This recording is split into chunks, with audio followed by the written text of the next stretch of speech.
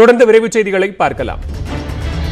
கோயம்பேடு சந்தையில் காய்கறிகள் வீணடிக்கப்படுவதை தடுக்க நடவடிக்கை எடுக்குமாறு தமிழக அரசை அதிமுக ஒருங்கிணைப்பாளர் ஓ பன்னீர்செல்வம் வலியுறுத்தியுள்ளார். அவர் விடுத்துள்ள அறிக்கையில், கோயம்பேடு சந்தை வளாகத்தில் கடந்த ஒரு வார காலமாக 5 டன் நல்ல காய்கறிகள் திறந்த வெளியில் கொட்டப்பட்டு வீணடிக்கப்பட்டுள்ளதாகவும், இதுபோன்ற காய்கறிகளை சேமித்து வைக்க குளிர்சாதன கிடங்கை ஏற்படுத்த வேண்டும் என்றும் கோரிக்கை விடுத்துள்ளார். மேலும் அதிக வரத்து காரணமாக குறைந்த விலையில் காய்கறிகள் கிடைக்கும் போது அரசே கொள்முதல் செய்து மக்களுக்கு குறைந்த விலையில் வழங்க வேண்டும் என்றும், முதலமைச்சர் உடனடியாக தலையிட்டு நடவடிக்கை எடுக்க வேண்டும் என்றும் ஓ பன்னீர்செல்வம் கேட்டுக் கொண்டுள்ளார்.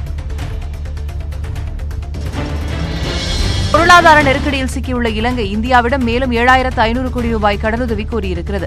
கடும் நிதி சிக்கலில் தவித்து வரும் இலங்கையில் பெட்ரோல், டீசல் விலை உயர்ந்துள்ளது. இதனால் அங்கு அத்தியாவசிய பொருட்களின் விலை பன்மடங்கு அதிகரித்திருக்கிறது.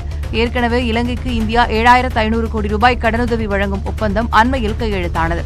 இந்நிலையில் இலங்கை சென்ற மத்திய வெளியுறவுத்துறை அமைச்சர் ஜெய்சங்கர் நிதியமைச்சர் பசல் ரஜபக்சேவை சந்தித்து பேசினார். அப்போது அத்தியாவசிய பொருட்களை இறக்குமதி செய்ய மேலும் 7500 கோடி ரூபாய் கடனுதவி அளிக்குமாறு இலங்கை தரப்பில் கோரிக்கை விடுக்கப்பட்டதாக தகவல்கள் வெளியாகியுள்ளன.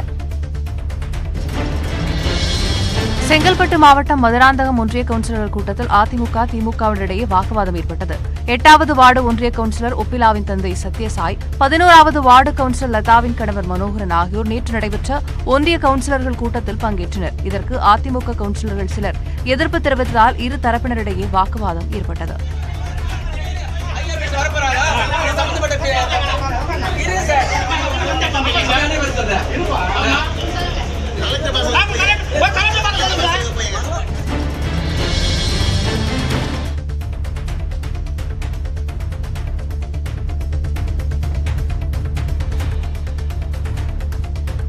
அண்ணாமலை பல்கலைக்கழகத்தில் 2015-2016 கல்வியாண்டு முதல் தொலைநிலை கல்வியில் பெற்ற பட்டங்கள் செல்லாது என்று பல்கலைக்கழக மானியக் குழு அறிவித்துள்ளது. இது தொடர்பான அறிக்கையில் 2014-2015 கல்வியாண்டு வரை மட்டுமே தொலைநிலை கல்வியில் பட்டங்களை வழங்க அண்ணாமலை பல்கலைக்கழகம் அனுமதி பெற்றதாக குறிப்பிடப்பட்டுள்ளது. அதனைத் தொடர்ந்து எந்த ஒரு அனுமதியையும் அந்த பல்கலைக்கழகம் பெறவில்லை.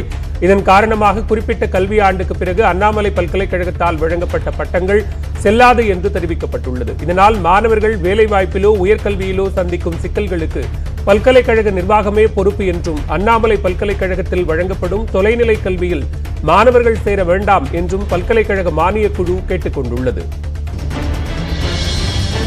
பள்ளி மாணவர்களுக்கு கோடை விடுமுறை அளிப்பது குறித்து துறை ரீதியாக ஆலோசனை செய்த பிறகே முடிவு செய்யப்படும் என தமிழக பள்ளி கல்வித்துறை அமைச்சர் அன்பில் மகேஷ் பொய்யாமொழி தெரிவித்துள்ளார்.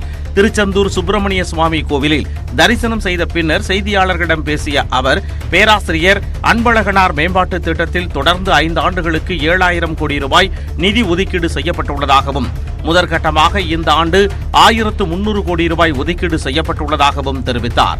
மேலும் மே 5ஆம் தேதி முதல் 28ஆம் தேதி வரை தேர்வுகள் நடப்பதாலும், பின்னர் பாடத்திட்டங்களை முடிக்க வேண்டி இருப்பதாலும் கோடை விடுமுறை குறித்து ஆலோசித்து முடிவெடுக்கப்படும் என்று அமைச்சர் கூறினார். இந்த கொரோனா காலத்தில் ஒவ்வொரு இதுமே பார்த்தீங்கன்னா காலம் தள்ளி தான் போயிட்டு இருக்கு. நமக்கு ஏற்கனவே நமக்கு மே 5ஆம் தேதி ஆரம்பித்து 28ஆம் தேதி எக்ஸாம் முடிய இருக்கின்றது. அது முடிஞ்சு வரும்போது அடுத்த கட்டமாக நம்ம போர்ஷன்ஸை கம்ப்ளீட் பண்ண வேண்டிய சூழ்நிலை இருக்கின்றது.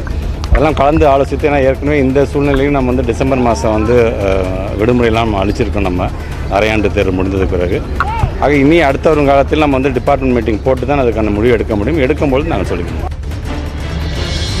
ஈஸ்டர் தினத்தை முன்னிட்டு நாகர்கோவில் அருகே நடைபெற்ற இயேசு கிறிஸ்துவின் சிலுவைப்பாடு நிகழ்ச்சியை ஊர் மக்கள் தத்ரூபமாக நடித்து காட்டினர். ஆண்டுதோறும் ஈஸ்டர் தினத்திற்கு முன்பாக 40 நாட்களுக்கு கிறிஸ்தவர்கள் தவக்காலம் கடைபிடிப்பார்கள். இதையொட்டி கன்னியாகுமரி மாவட்டம் திருநயினார்குறிச்சியில் உள்ள அந்தோணியார் தேவாலயத்தில் பல்வேறு கலை நிகழ்ச்சிகள் நடத்தப்படுகிறது. திருநயினார்குறிச்சி மற்றும் அம்மாண்டி விளை தேவாலயங்களை சேர்ந்த ஊர் மக்கள் சார்பில் கல்வாரி தென்றல் என்னும் இயேசு பட்ட பாடுகள் குறித்த நாடக காட்சி நடத்தப்பட்டது. இதில் பங்கேற்றவர்கள் தத்ரூபமாக நடித்து காட்டியது அனைவரையும் வெகுவாக கவர்ந்தது. அவருடைய மனைவிக்கு பல மாதங்களாக சுகமில்லை. தமிழக முதலமைச்சர் மு க ஸ்டாலினின் 4 நாள் துபாய் பயணத்தில் 6 புரிந்துணர்வு ஒப்பந்தங்கள் மூலம் 6500 கோடி ரூபாய் முதலீடு ஈர்க்கப்பட்டுள்ளது. உணவு பதப்படுத்துதல் தொழில் மற்றும் கட்டுமான துறையைச் சேர்ந்த லூலு நிறுவனத்தோடு 3500 கோடி மதிப்பில் 3 புரிந்துணர்வு ஒப்பந்தங்கள் மேற்கொள்ளப்பட்டுள்ளன. நோபல் ஸ்டீல்ஸ் நிறுவனத்துடன் 1100 கோடி ரூபாய் முதலீட்டிற்கு புரிந்துணர்வு மேற்கொள்ளப்பட்டுள்ளது.